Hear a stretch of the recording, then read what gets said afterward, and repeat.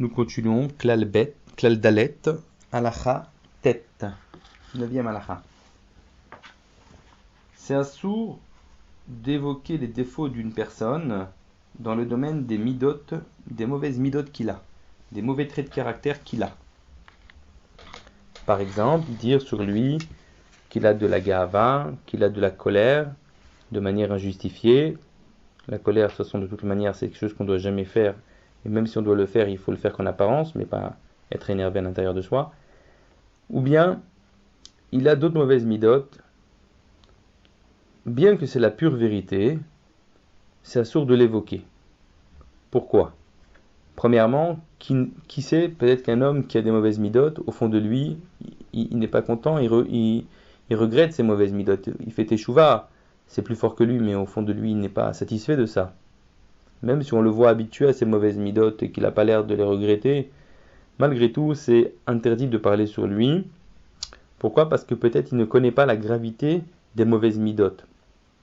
Car dit le Chafetz Chaim, nous voyons beaucoup de gens, et même des Baalei Torah, même des gens qui connaissent la Torah, qui ne considèrent pas les mauvaises midotes comme quelque chose de vraiment grave, tel que c'est réellement d'après les paroles des Chachamim, mais les gens considèrent les mauvais traits de caractère comme quelque chose de pas très bien, mais ce n'est pas pour eux à leurs yeux une avéra. En fait, c'est une avéra. Et si ils savaient, cette personne-là, la gravité donc des mauvaises midotes, comme c'est le cas, tel que les Chachamim nous ont expliqué la gravité des mauvaises midotes, alors c'est sûr qu'il se renforcerait de toute sa force de ne pas les transgresser. Et au contraire, quelle est notre attitude qu'on doit avoir vis-à-vis d'une personne comme ça ?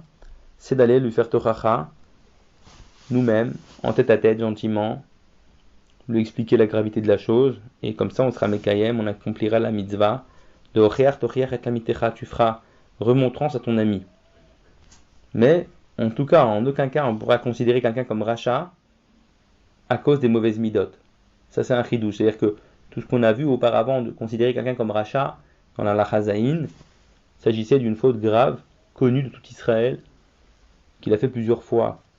C'est vrai que les mauvaises midotes, on ne peut pas les considérer comme une faute, bien que c'est une faute grave réellement, mais comme aux yeux des gens, c'est pas perçu comme une avéra, donc en le faisant, ils sont shogeg, quoi.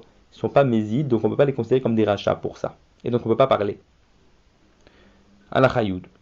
Cependant, malgré tout, si on voit quelqu'un qui a des mauvaises midotes, des mauvais traits de caractère, comme l'orgueil, la colère, ou bien il ne veut pas étudier la Torah, alors il est bon de raconter cela à nos enfants ou à nos élèves, bien que c'est du lachon hara a priori, mais ici ce sera utile, de les mettre en garde de ne pas fréquenter cet individu, afin de ne pas en arriver à apprendre de ces mauvaises attitudes et de l'imiter, parce que la nature humaine est d'imiter les gens qu'on fréquente.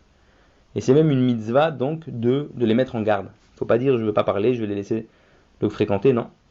Mais dans ce cas-là, ce serait une mitzvah aussi pour nous d'expliquer la raison pourquoi on se permet de dire du mal sur quelqu'un, afin que celui qui va nous écouter, donc l'élève ou l'enfant, ne va pas en arriver à se permettre davantage dans ce domaine de la lachon hara, et il ne va pas en arriver à s'étonner sur nous en disant qu'on se contredit, parce que des fois on dit que c'est assourd de parler du mal des gens, et là on le fait, et donc on lui expliquera que c'est les toilettes, et je ne veux pas que tu fréquentes cet individu, je ne veux pas que tu lui parles, parce qu'on sait que sinon il risque d'avoir une mauvaise influence sur toi.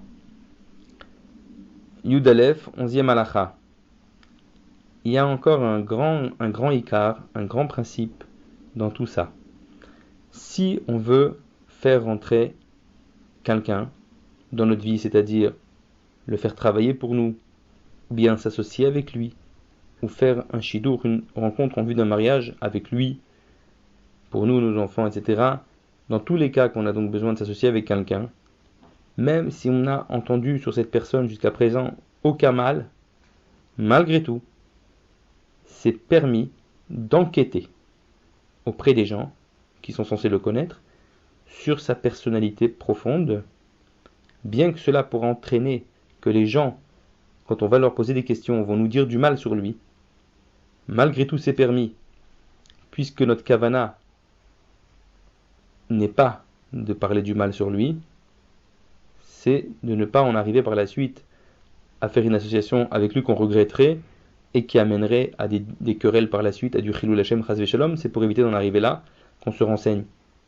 Mais, dit le Chafetz Chaim, il me semble que il faudra absolument faire savoir à la personne qui nous pose la question,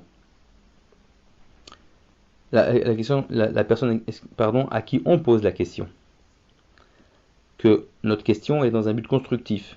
C'est pour un shidour ou pour une association. C'est pour ça que je me permets d'évoquer cette personne-là avec toi et de te poser telle et telle question. Et il faudra que la personne qui réponde n'exagère pas le mal qu'elle connaît sur cette personne en question.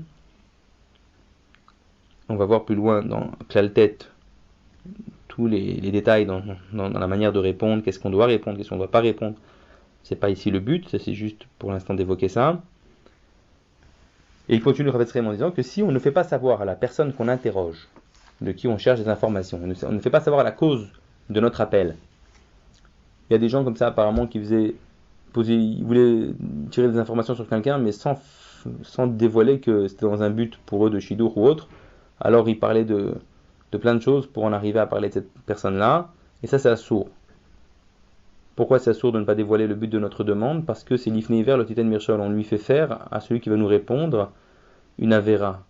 Parce qu'il va se mettre à parler du mal de quelqu'un parce qu'on va l'interroger sur cette personne sans lui dire qu'il y a un but constructif. Et lui, donc, il va parler sans savoir qu'il parle dans un but constructif, et donc on lui fait faire une avéra. Et même s'il va en arriver du bien de ces informations, malgré tout, puisque lui, il n'a pas l'intention de ce bien-là, il n'est pas au courant pourquoi il parle, donc on lui fait faire une avéra. Voilà. Et là, il met une note, le Chafetz Chaim, et il dit, si on doit prendre des informations sur quelqu'un, il ne faut pas les prendre auprès de quelqu'un qui est censé ne pas aimer la personne sur qui on se renseigne. Même si ce n'est pas une haine complète.